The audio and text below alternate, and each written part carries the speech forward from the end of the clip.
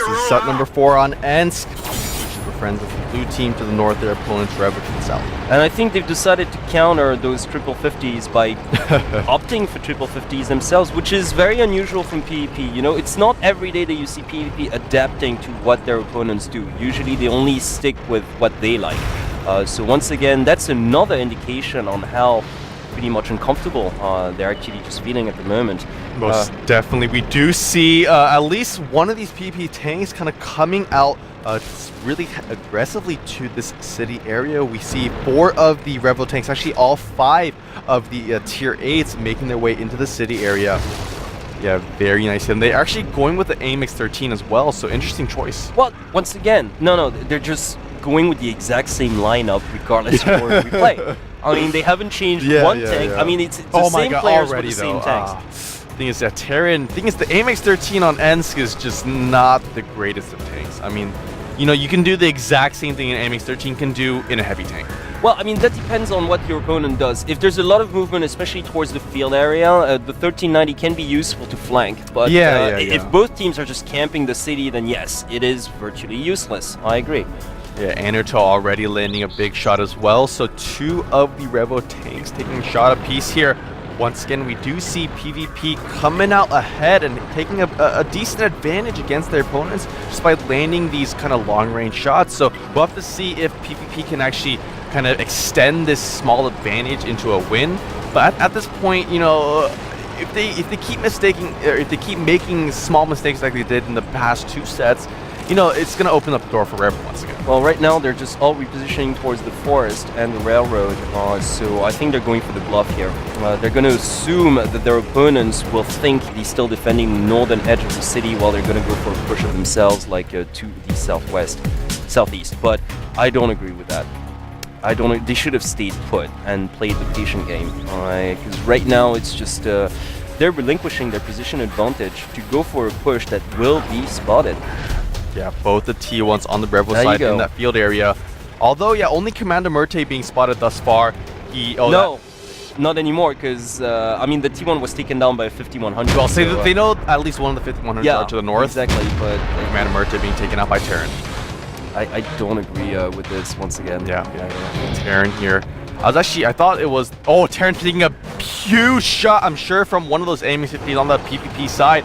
Yeah, one more shot potentially might finish Terran off. So if I were PP, I'd reposition towards the city. Yeah, once again, just to make sure that. Because the thing is, if they go for a city push, it's gonna be 5v4. Well, yeah, essentially that AMX-13 is pretty much out of the fight. And another of their heavy tanks had taken a shot from Anuto earlier on as well, so they do have a non-negligible advantage. If they want to play safe, they should go for a city fight. Yeah. What they should do is send the two IS-3s like directly in the city, and then just have the AMX-50s along the railway area, and then go for a 2-prong push. I think once again, well, you know, you can't change who you are, and you can't change your nature. I think PvP is going to go for it, and which is leaving a window of opportunity for the REVO players to just either counter attack or just go for a base capture of their own. I don't know. I think PvP is taking once again unnecessary risks here. They're taking a huge chance by doing what they're doing right now, because you're not going to have the position advantage attacking from the east. Hey, look at this, already REVO throwing down pings. They're expecting PvP to come out from that kind of southern part of the railway. And look at that, they're creeping up north more and more, because they realize that, okay, we're going to leave 2 tanks to defend this, while our 4 remaining tanks will probably go for the capture. So the thing is, PvP have 3 tanks on the railway, so they have plenty to cover, but at the same time, let us assume that both 50s just do not pull off this push, pretty much, and one of them gets taken down. Why take the risk? Why not just go to the city, pretty much, and start a fair fight when you know you've got the advantage? I mean, that is definitely an option for the PvP side, but they are just not going to go for that. They're going to they're going to be kind of, not stubborn, but they're going to really just go for this push they have been trying to go for. Very close to the REVO starting position.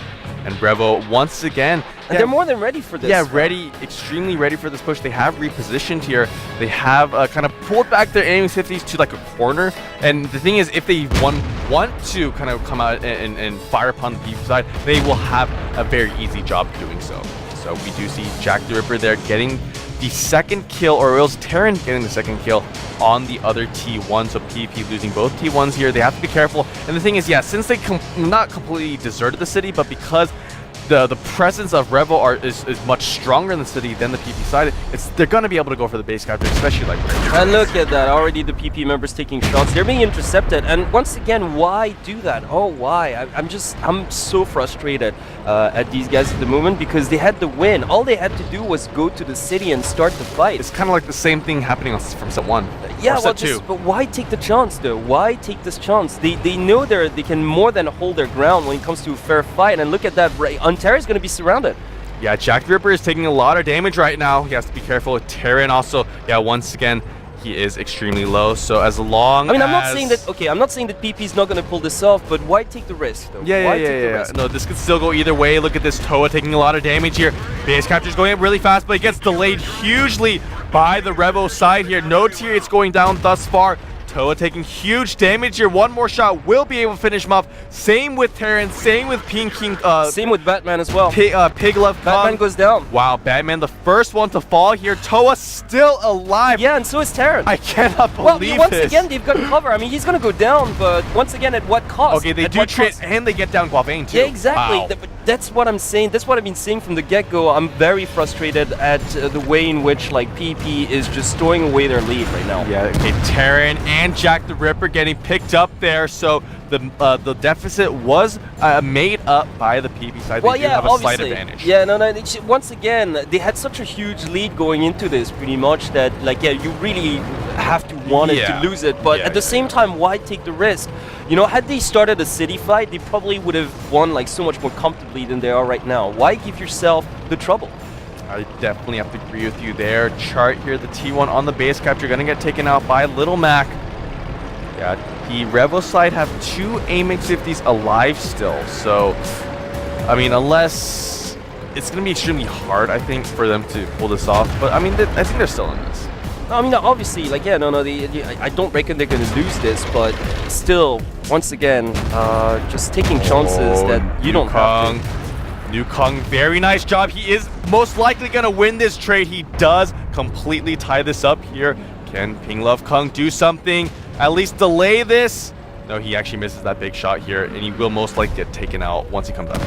Well, yeah, no, I mean, obviously, PP still has the huge lead, and they only need like